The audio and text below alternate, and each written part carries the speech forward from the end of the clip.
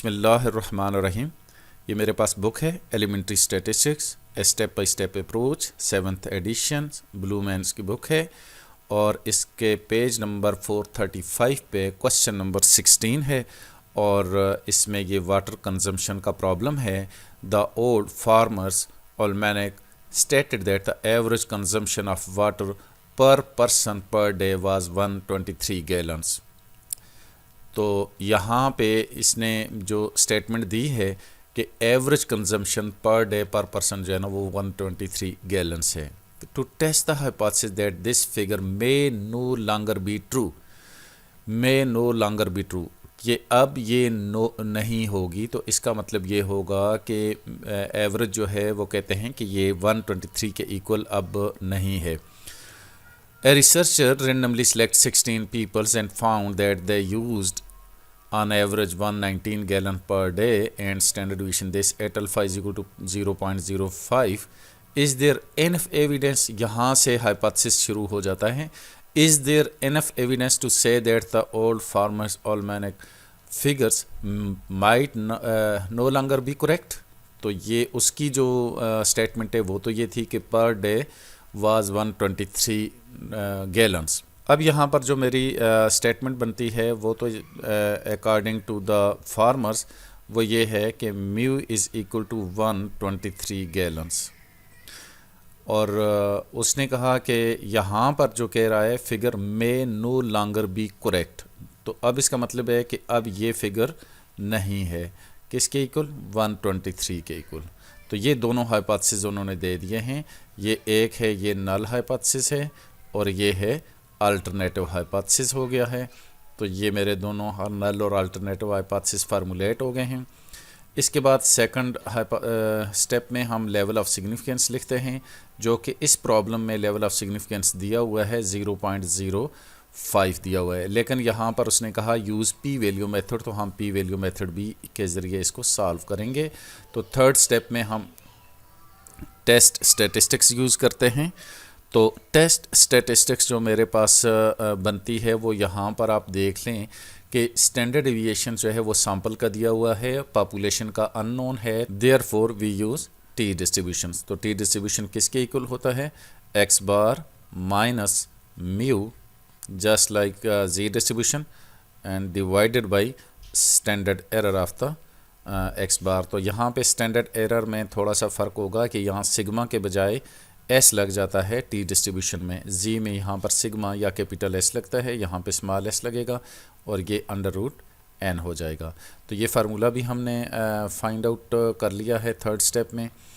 इसके बाद हम जो है फोर्थ स्टेप में इस जब पी वैल्यू मेथड करते हैं तो इसमें हम फोर्थ स्टेप में कैलकुलेशन करेंगे। तो पी वैल्यू मेथड में फोर्थ स्टेप में जब कैलकुलेशन कर लेंगे तो फिर नेक्स्ट स्टेप में हम उसका जो है पी को अल्फ़ा के साथ कंपेयर करके अपना डिसीजन ले लेते हैं। तो इसलिए यहाँ पर मैं डायरेक्टली ये देखें टी की वैल्यू फाइंड आउट कर लेता हूँ। इसमें हमारे पास जो एक्स बार है यहाँ पर वो कितना है, यहाँ पे उसने दिया है कि n इज़ इक्वल टू, यहाँ पर 16 पीपल है तो पहले मैं यहाँ पर n लिख लेता हूँ, n इज़ इक्वल टू 16 है। एक्स बार लिख लेता हूँ वो कितना है, यूज्ड ऑन एवरेज, तो ये एवरेज दी हुई है 16 पीपल्स की, तो ये है 119 आ गया है। तो ये 119 हो गया है। और उसके बाद ये देखें स्टैंडर्ड डिविएशन 5.3 है, तो ये स्टैंडर्ड डिविएशन 5.3 लिख लिया है। इसके बाद हम यहाँ पर सब्स्टिट्यूट कर लेते हैं एक्स बार 119, तो इसमें से जब माइनस करेंगे म्यू को तो यहाँ पर म्यू ऊपर दिया हुआ है 123 आ जाएगा, और इसको डिवाइड करेंगे किस पे, एस 5.3, और इसको डिवाइड करेंगे हम किस पर, n अंडर रूट। तो n जो है ना 16 है तो ये 16 अंडर रूट 4 हो जाएगा। बहरहाल हम यहाँ पर 16 लिख लेते हैं और ये किसके इक्वल हो जाएगा, इसको सॉल्व करते हैं। तो ये देखें ये कैलकुलेटर हमने यूज़ किया और यहाँ पर हमने ये देखें ये ब्रैकेट शुरू किया, इसको लिखते हैं 119 माइनस 123, इसको ब्रैकेट को क्लोज़ करें, इसको डिवाइड कर दें, फिर इस ब्रैकेट को शुरू कर दें और यहाँ पर 5.3 हो जाएगा और इसको डिवाइड कर लेंगे हम स्क्वायर रूट ऑफ 16 पे। तो इसके बाद इसको हम क्लोज़ कर लेते हैं और ये इक्वल किया तो ये मेरे पास आ गया -3.01। तो ये -3.01। तो ये टी डिस्ट्रीब्यूशन यूज़ करके मेरे पास टी की वैल्यू कैलकुलेट हो गई है।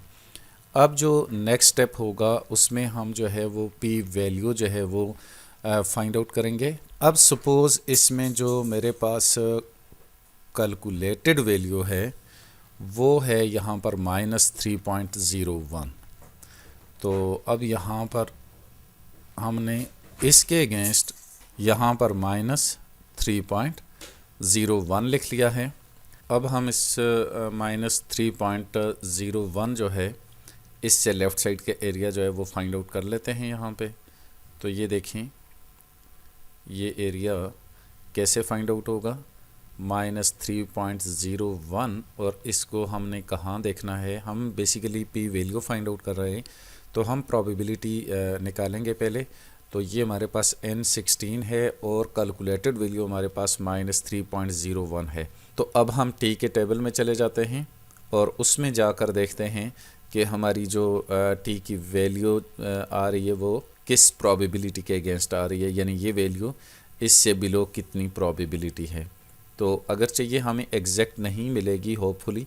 आप यहाँ पर देखें कि n हमारा यहाँ पर 16 था तो हम उससे एक कम n-1 15 डिग्री ऑफ फ्रीडम पे हम जाकर देखते हैं।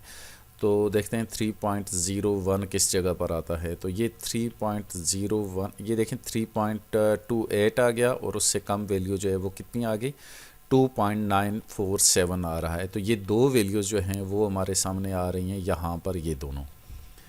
अब जो हमारा 3.01 होगा that is lies in between these two values. तो दिस मीन्स कि हमारी जो प्रोबेबिलिटी आ रही है वो क्या आ रही है, इस वैल्यू और इस वैल्यू के दरमियान में कहीं आ रही है।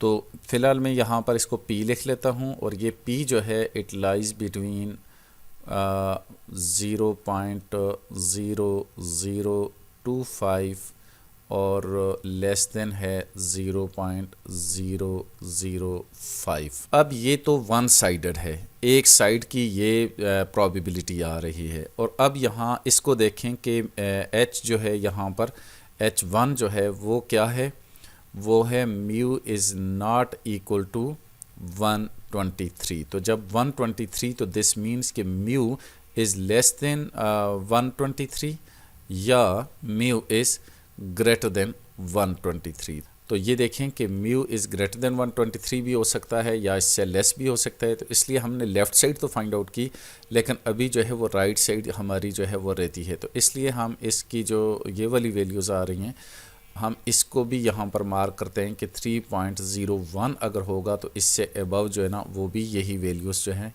आ रही हैं कि एक वैल्यू है which lies between this and this. अब हमारी जो P वैल्यू इस केस में टू साइडेड केस में P वैल्यू बनती है इस तरह से, वो हम P वैल्यू निकालते हैं ऐसे, P value is equal to 2P। अब ये 2P कैसे होगा, आप यहाँ पे इसको आप मल्टीप्लाई करें, अगर 2 से सारी दोनों तरफ मल्टीप्लाई करेंगे यहाँ पे तो ये 2P करेंगे तो यहाँ पर ये आ जाता है 0.005 हो जाएगा और ये हो जाएगा 2P और ये किसके इक्वल हो जाएगा 0.01 आ जाता है। तो दिस मीन्स कि हमारी जो P वैल्यू है, P वैल्यू यहाँ पर इस केस में टू साइडेड टेस्ट में जो P वैल्यू है that is greater than 0.005 and less than 0.01। तो P वैल्यू लेस देन 0.01 से तो लेस है, लेकिन 0.005 से ग्रेटर आ रही है। ये बेसिकली यहाँ पर हमारा 5th स्टेप आ रहा था और अब हम 6th स्टेप लिख रहे हैं, कंक्लूजन।